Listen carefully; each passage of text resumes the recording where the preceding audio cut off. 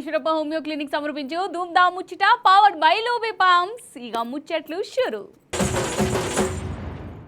నిజం చెప్పుర్రోల్లా, మన KCR sir CM ఉన్నప్పుడు వేరే రాష్ట్రం లీడర్లు ఎవరన్నా మన మీద నోరెత్తిర్రా? అసలు వాళ్ళకు మాట్లాడే ధైర్యం ఉండేనా? కానీ ఇప్పుడు ఏమైతుంది? మన తెలంగాణను అవమానం చేస్తుర్రు, మన నీళ్లను ఎత్తుకోబోతుర్రు, అయ్య జాగిరా అనుకుంటా మన మీదనే రుబాబ్ చేసినంత పని చేస్తుర్రు. ఇదంతా ఎవరిచ్చిన అలుసు, ఎవరిచ్చిన ధైర్యం? గా పవనాలు ముచ్చట్టే చెప్తున్నా, పారి అరుచుకుందాం. వస్తావంటే నువ్వు హైదరాబాద్లోకి ఎలా అడుగు పెడతావు? నీకు హైదరాబాద్లో ఏం పని? ఇది నేను ప్రత్యేకించి చెప్తా ఉన్నా. మీరెవరైనా నన్ను బెదిరించే వాళ్ళ మీ అయ్యే జాగీరా తెలంగాణ? ఈ రూబాబేంది, బెదరగొట్టుడైంది? అసలు ఈ మాట అనేందుకు ఎంత ధైర్యం కావాలి? దీనికి మూతోడు జవాబు రామన్నిచ్చిండు. పవన్ కళ్యాణ్ గారైనా ఎవరైనా ఈ దేశంలో ఎక్కడైనా పోటీ చేయొచ్చు, మాకు అభ్యంతరం లేదు. పోటీ చేశారు కూడా కదా మీరు. 2023 మేబీ ఆ బోత్ కరే. తెలంగాణ ఖచ్చితంగా తెలంగాణ భూమిపుత్రుల జాగీరు. తెలంగాణ భూమిపుత్రుల జాగీరే తెలంగాణ. ఇందులో ఎవరికి అనుమానం కూడా అక్కర్లేదు. 100%. ఈ నేల కోసం కష్టపడ్డ వాళ్ళు, ఈ నేల కోసం పోరాటాలు చేసిన వాళ్ళు, ఈ నేల కోసం త్యాగాలు చేసిన వాళ్ళు, నెత్తురుతో తడిచిన నేల ఇది. ముమ్మాటికి తెలంగాణ ఈ భూమిపుత్రులు ఇక్కడున్న 4 కోట్ల మంది జాగీరిది.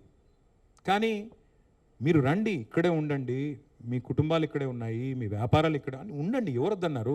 10-12 ఏళ్లలో ఎక్కడన్నా చిన్న సమస్య వచ్చిందండి? ప్రాంతీయవాదం అన్నారు. ప్రాంతీయవాదం ఉగ్రవాదం కంటే ప్రమాదం ఏదో అన్నాడు ఆయన. నేను వారికి గుర్తు చేస్తా ఉన్న, ప్రాంతీయవాదం అంటే మద్రాసు నుంచి ఆంధ్ర రాష్ట్రం వేరుపడాలని పొట్టి శ్రీరాములు గారు 58 రోజులు నిరాహారదీక్ష చేశారు. అది కూడా ప్రాంతీయవాదం అంటారా? ప్రాంతీయవాదం అంటే నేను ఇంకో ప్రశ్న అడుగుతా ఉన్నా పవన్ కళ్యాణ్ గారిని. మోడీ గారు ఇవాళ ఆయన ప్రాంతం మీద అభిమానంతో, ప్రాంతీయవాదంతో తెలంగాణకు వచ్చిన ఇండస్ట్రీలను కొట్టుకొని పోతా ఉన్నాడు. కేన్స్ అనే పరిశ్రమ ఇక్కడ పెట్టాల్సి ఉంటే, ఇక్కడ ఒప్పందం కుదుర్చుకుంటే మా హయాంలో, మా గవర్నమెంట్లో దాన్ని తీసుకుపోయి గుజరాత్లో పెట్టించారు. మైక్రాన్ అనే సంస్థ ఇక్కడ పెట్టాల్సి ఉంటే, పెట్టుబడి పెట్టేది ఉంటే దాన్ని తీసుకుపోయి గుజరాత్లో పెట్టుకున్నారు. మరి జాతీయవాదం ముసుగులో చేస్తున్న ఈ ఆర్థిక ప్రాంతీయవాదం కరెక్టా? బరాబరే కదా. ఇది ఈ గడ్డ భూమిపుత్రులది. ఇది రామన్న ఒక్కల మాట కాదు, ప్రతి తెలంగాణ బిడ్డ మాట కాదు. మన తెలంగాణ మనకచ్చి 12 ఏళ్ళు అయింది. ఇంకా ఎందుకోల్లా వీళ్ళకు గింత కడుపు మంట, కండ్లమంట? ఇంకా ఎందుకు గింతగానో విషం పెట్టుకునుడు? మీదికేమో నా తెలంగాణ, తెలంగాణ అంటే ఇష్టం అని ఉద్దర మాటలు మాట్లాడతారు. కడుపులనేమో గిట్ట కత్తులు పెట్టుకొని డైలాగులు కొడతారు. ఈ పవన్ సారు ఇప్పుడని కాదు, మొదటి సంధి మన రాష్ట్రం మీద ఈసం పెట్టుకుంటూనే ఉన్నాడు. తెలంగాణ ఇచ్చినందుకు 11 వద్దులు అన్నమే ముట్టలేదని అప్పట్లనే అన్నాడు. మొన్నటికి మొన్న మన తెలంగాణలో కండ్లు పడి దిష్టి రాకి వాళ్ళ కోస్తా కొబ్బరి చెట్లు ఎండిపోయినాయని దివానా ముచ్చట్లు మాట్లాడిండు. ఇక ఇప్పుడేమో తెలంగాణ పుట్టినరోజు నాడే మన హైదరాబాద్కి వచ్చి ఇగో గిట్లా మాట్లాడిండు. అంటే ఇది రెచ్చగొట్టుడు కాకుంటే ఏందన్నట్టు అసలు? ఇంకా భారీ సినిమా డైలాగులు, అబద్ధాలు.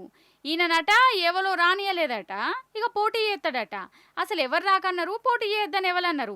ఇదివరకే పోటీ చెయ్యనే చేసే నోటాకొచ్చి నోట్లు కూడా రాకపాయ. అప్పుడు అంటే తెలంగాణ మీది కాదు మాదే అని ఓట్లప్పుడే తెలంగాణ జనం తేల్చి పడేసే.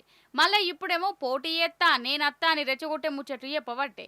ఇంకా ఇది చాలదని దేశభక్తి అనుకుంటా మనల్ని అవమానం చేస్తుండు. ఇదేమన్నా పాకిస్తానా, పాలస్తీనానా అనుకుంటా లేనిపోని కీసులాటలు పెట్టే ఉపాయం చేసిండు కదా. గిట్లనే అనిపిస్తుంది పవనాలు ముచ్చటిన్నాక. నిజం చెప్తున్నా, ఇదంతా రేవంత్ సార్ ఇచ్చిన అలసు కాకుంటే ఇంకేంటిది? గిట్లనే అంటుర్రు జనాలు. కాదా మరి? మన కేసీఆర్ సార్ ముఖ్యమంత్రి ఉన్నప్పుడు మన తెలంగాణ మీద ఎవరైనా గిట్లా మాట్లాడిర్రా? గిట్లా రెచ్చిపోయిర్రా? మన గడ్డ మీదకి వచ్చి మనల్ని అవమానం చేసిర్రా? అప్పుడు ఒక్కరికి ఎక్కువనలే. ఇప్పుడేమో గుంటనాకల్ లెక్క మన రాష్ట్రం మీద ఎగబడుతున్నాయి. ఇగో గిట్లనే కోపానికి వస్తుర్రు ఉద్యమకారులు. జాగిరా, ప్రాంతీయతత్వం, పాలస్తీనా అనుకుంటా పవన్ అన్న గిన్ని ముచ్చట్లు చెప్పిండా?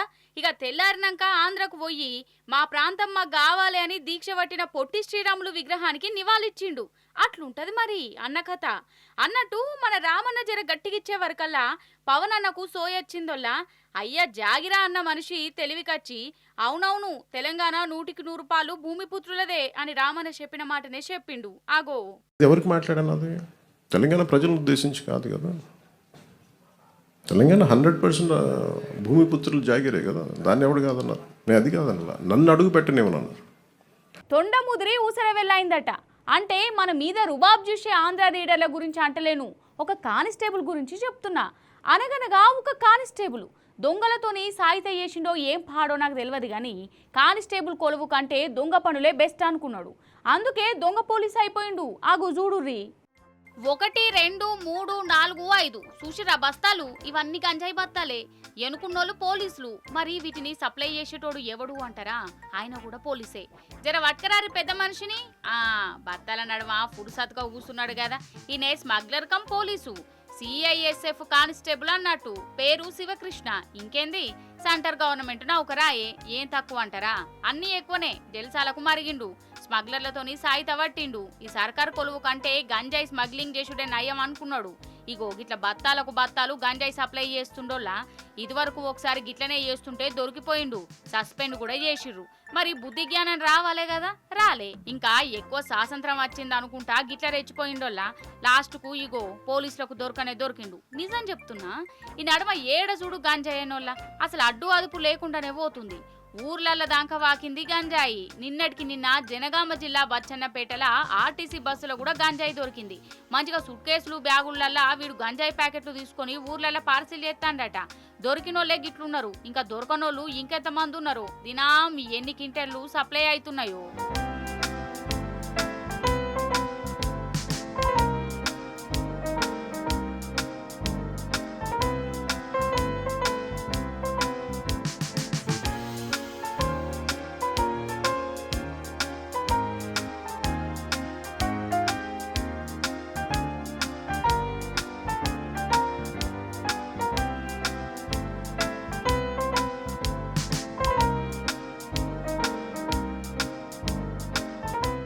అసలు ఈ షెయ్యిపాటి ప్రభుత్వానికి చదువులన్నా, చదువుకునే పిల్లలన్నా, చదువు చెప్పే స్కూళ్ళన్నా, హాస్టళ్ళన్నా నచ్చనే కావచ్చు. రేవంత్ సారు సీఎం కుర్చీలో కూర్చున్న కాంచెల్లి గురుకులం హాస్టళ్ల పరిస్థితి ఎట్లా మారిందో మనం కళ్ళారా చూసినాం కదా. తిండి చక్కగా పెట్టుడులేదు. ఎలకలు కోరుకుడు, పాములు కాటు పెట్టుడు. పాపం చాలా మంది పిల్లలు జీవిడ్చిరు. ఆఖరికి కాలేజీ హాస్టల్ల పరిస్థితి కూడా గట్లనే ఉన్నదోలా. ఆడికైతే పెద్ద పెద్ద కొండ శిల్వలే అత్తనయట. అగో వామ్మో, కొండ శిల్వనే పురుసత్తుగా వండుకున్నది కదా. ఏడా అనుకుంటుర్రు? కాలేజీలనోళ్ళ ఖమ్మం జిల్లా సత్తెపల్లిలా గిరిజన హాస్టల్ ఉన్నది. మన ఆడవిల్లలదే. ఇక గా హాస్టల్కే ఈ కొండ శిల్వ వచ్చింది. ఇక దీన్ని చూసి పాపం ఆడవిల్లలకు పానం పోయినంత పనైంది. హాస్టల్ ఇడిచిపెట్టి బయట కూరికిల్లు. ఇక లాస్ట్కు పాములు పట్టేటైన వచ్చి దాన్ని దొరకబట్టిండు. ఆగా చూడు ఎంత పొడుగున్నదో. వామ్మో, దగ్గర 12 అడుగుల కొండ శిల్వ. ఇక దాన్ని సంచిలో రేజేరా ఎంతసేపు పట్టుకుంటారు గట్లా. మళ్ళా దానికి కిరిమి గనక లేచేనా ఇక లేనిపోని తిప్పల మళ్ళా.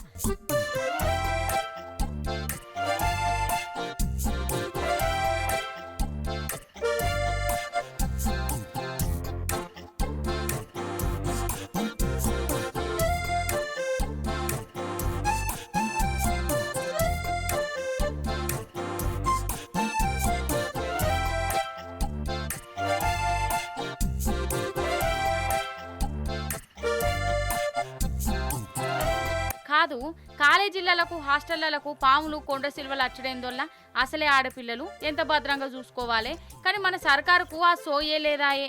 ఎంతసేపు గురుకులం స్కూళ్లను ఎప్పుడు పోతాం పెడదామా, హాస్టళ్లను ఎట్లా ఖాళీ చేయించుదామా, ఇవే ఆలోచనలు ఉండే.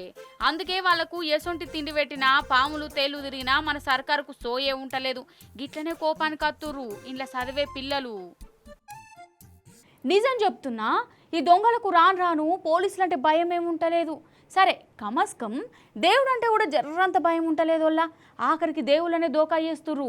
దేవుళ్ళను నమ్మించి వాళ్ళనే మోసం చేస్తుర్రు. గిట్ల మోపైర్రు.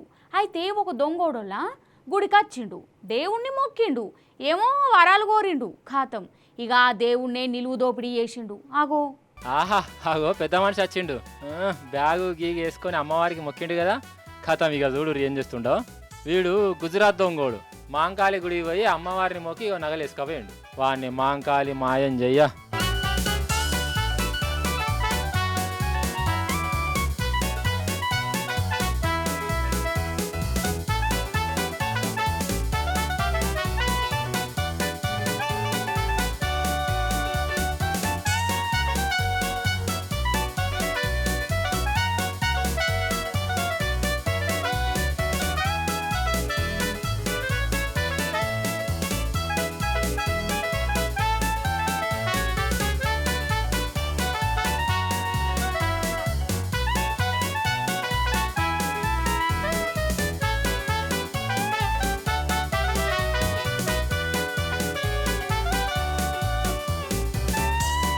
ఇక గుజరాత్ దొంగోడు గట్ల చేసిండా.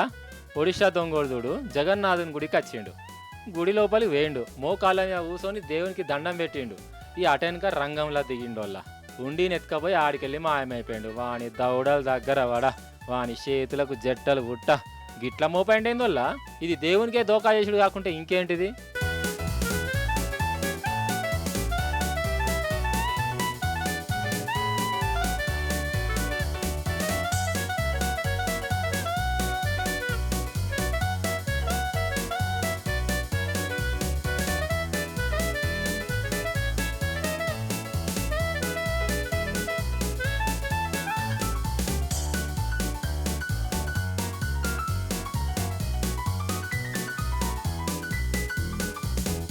వాళ్ళ కథ గట్లున్నదా. ఇంకో గుడి దొంగ అవుతారని చూడుర్రి. వీడైతే నెరి అధ్వానం. వీడు శివాలయంకు వేయండు, నగలు పట్టిండు. కానీ దేవుడు వీడిని ఆన్నే శిక్షించిండోళ్ళ. దొంగతనం చేసి వారిపోతుంటే కిటికీలు ఇరకవేయండట. ఇక జనం చూసేవారికల్లా ఇక ఇట్లా లోపల దర్వాజాలు వేసుకొని వండుకున్నాడు.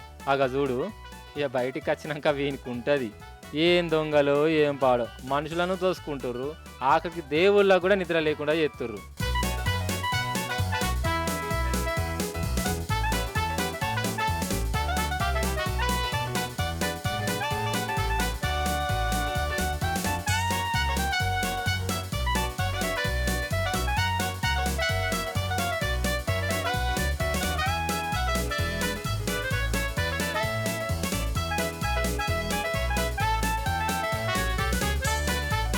ఈశ్వరప్ప హోమియో క్లినిక్ సమర్పించు ధూమ్ధామ్ ముచ్చట్లు పవర్డ్ బై లోబీ పంప్స్.